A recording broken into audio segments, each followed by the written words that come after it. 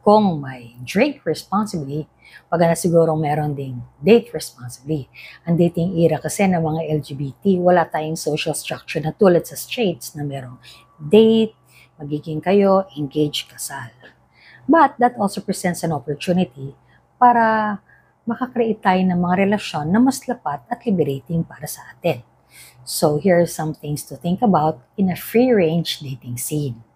Okay, one, set expectations. Sa simula pa lang, magsabihan na kayo, ano bang in-expect mo? Long-term relationship ba ito? Pang-shopping amiga lang ba to? Or good time lang? Para walang naaksayang oras at panahon. In other words, walang paasa. Tapos be honest, huwag mo sasabihin, I love you, para lang makapag-sex kayo. Or, I love you too, dahil kahiyaan. That's not being honest. Okay, 3, set boundaries.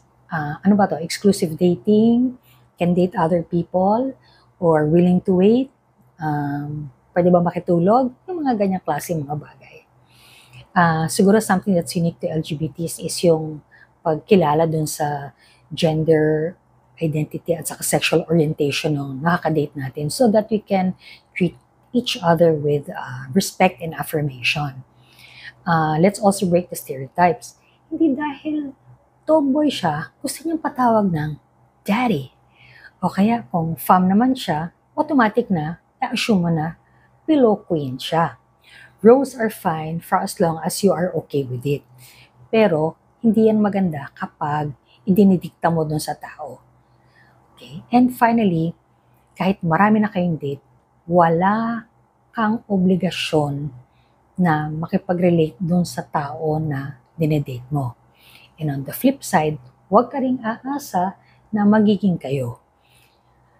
Kahit marami na kayong date, it's because you have to respect the process and spaces nung tao na ka-date mo.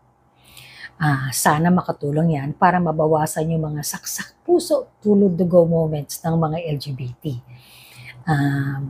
Ang responsible dating actually, I think, helps us para sa pag-maintain ng ating sariling mental health at saka sa mental health din ng nakaka-date natin. Para sa ganon, magkaroon tayo ng mas authentic na connection, whether it's for a day, a date, or forever.